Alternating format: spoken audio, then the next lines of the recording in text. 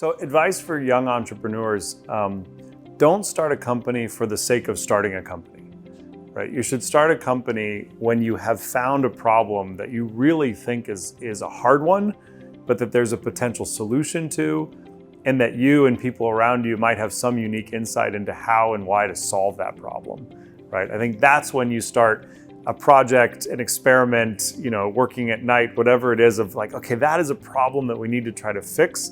And that should ultimately lead to starting a company. I think what we see a little bit sometimes in Silicon Valley in the booming good times is people say, I want to be a startup founder, right? And I'm going to start a company. I don't know in what, but I want to start a company. My view is that those companies don't tend to last very long.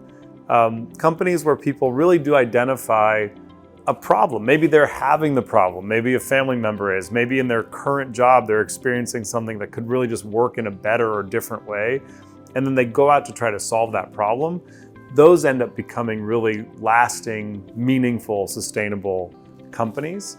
And to your second kind of part of the question about, well, what does it mean to build a sustainable company and what's the goal? There's a very healthy balance in startup land, and frankly for scale-ups as well, between growth and profitability, right? This idea that, okay, well, you have to grow really, really fast. So you're going to spend a lot of your money on growing, but ultimately the goal of a business is to do something that is also a profitable endeavor, right? And so I think if you zoom out over a 10 or 20 year timeline, you'll see all these different eras of where growth is more emphasized or profitability is more emphasized. In 2021, everybody wanted to talk about growth. Like the word profitability didn't even appear in pitch decks, right? And now it's pendulum sort of swung over to the other side where everyone wants to talk about profitability.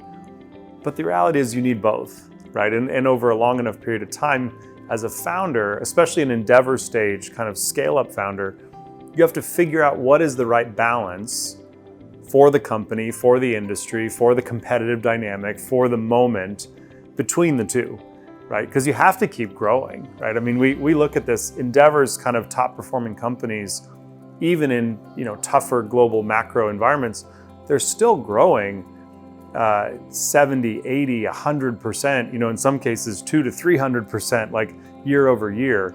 But they're thinking about smart ways to do it in terms of what they're doing with their money. I think that phrase, growth at all costs, growth is all that matters, we're not going to see that again for a while, right? Now we will see it again because venture is cyclical, and so we'll come back to it at some point. But the best leaders and the best entrepreneurs really understand the key metrics that drive their company. They understand the levers they have control over, right, in terms of both spending money but also making money. And they're really able to kind of dial up or dial down different things depending on the needs of the company in that sort of quarter or that year. And so, the tech media loves to write about this. So you're going to continue to read a lot of articles about it's all about profitability or it's all about growth or whatever. It's about both, right? And so I think particularly young entrepreneurs and young founders should keep that in mind, right? That over the long term, you're definitely going to do both.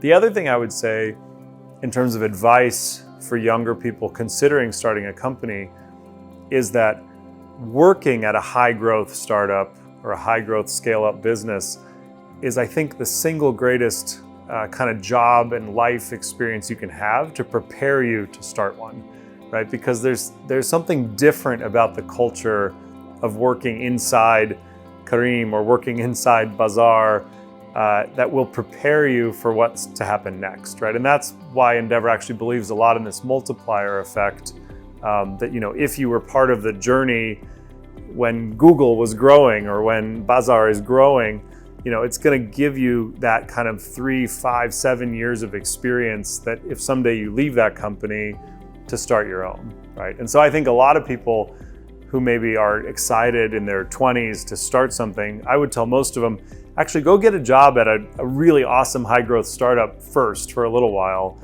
It's going to really help you a lot in what you start later.